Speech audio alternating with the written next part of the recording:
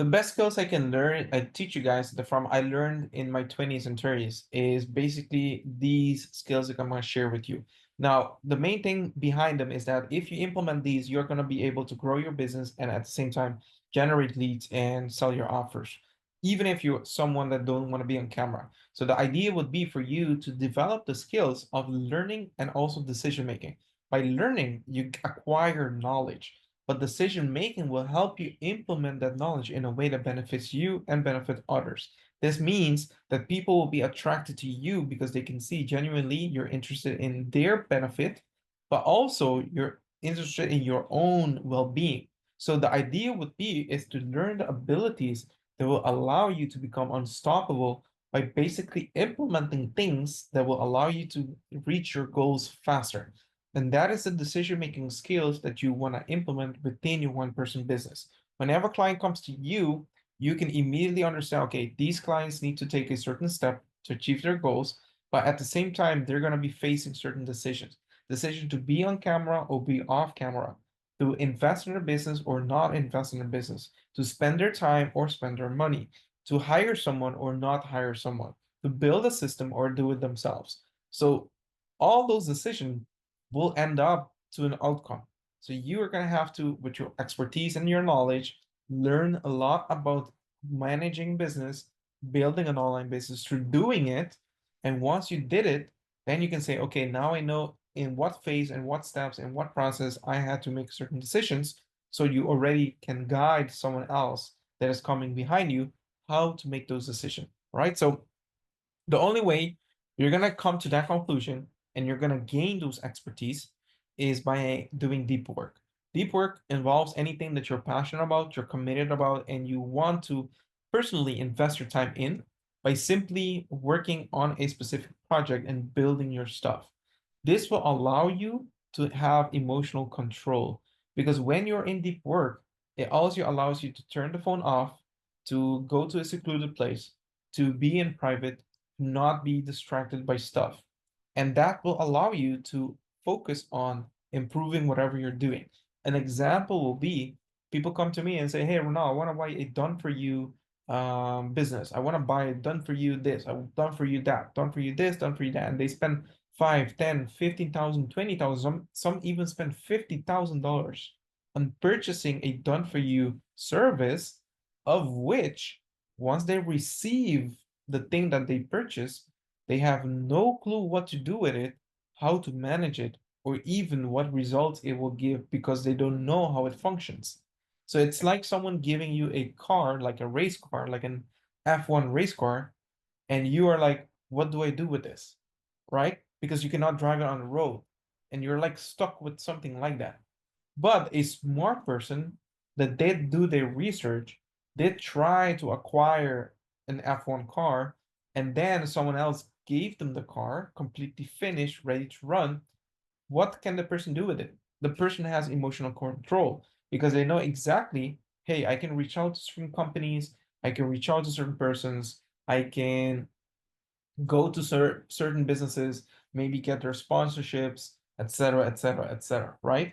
Because you know exactly how to process the information without getting hyped up, without feeling emotionally down, or without feeling overwhelmed, or without feeling depressed, because you're in control of your emotions, because you did the deep work, you did the research, you understand what's going on.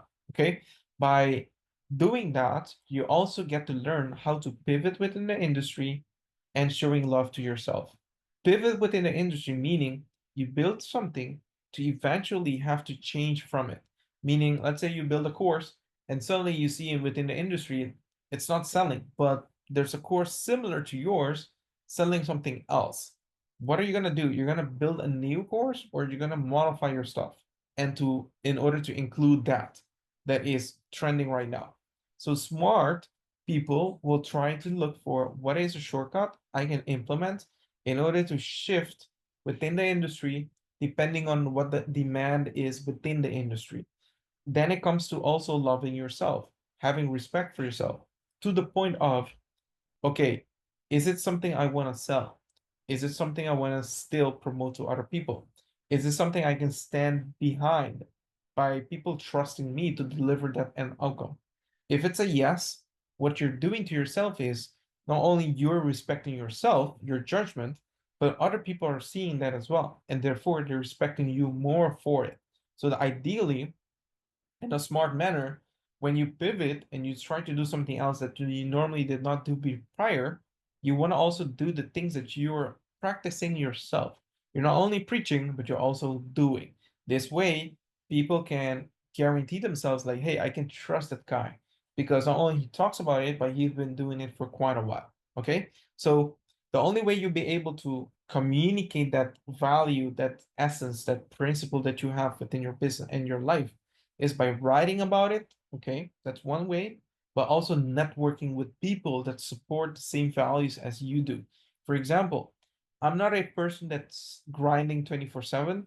I don't support that lifestyle. So for me, promoting or pushing or giving praise to like Alice Hormozy, for example, would not be my thing. Why? Because I don't support his mentality, his corporate mind mentality of people need to be grinding 24/7, people need to be, working day and night and midnight and waking up, working immediately, not having a breakfast or something. I'm like, that's dumb and stupid. Why? Because you're burning yourself out.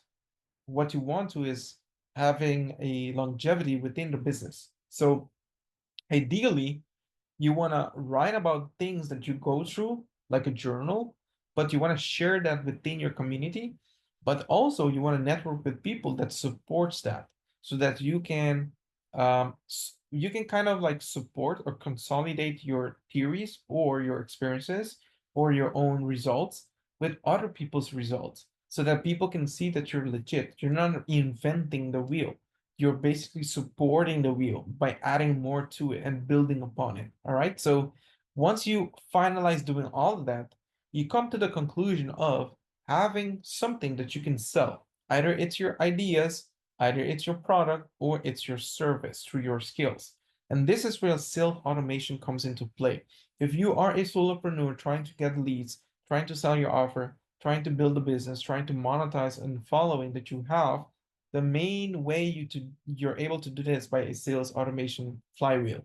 Okay, now in my case, in my priority pass course, I'm able to explain that to you in detail and break down from not only when it comes to copywriting, but also when it comes to building the system and promoting that system to many different types of lead magnets. So if you are interested, you can go ahead and comment Nomad below this video, or you can check out the bio, you can check out the link over there that gives you many more details into that. So I'll leave you with that. I appreciate you for watching this video and look forward to see you inside my newsletter community. Take care.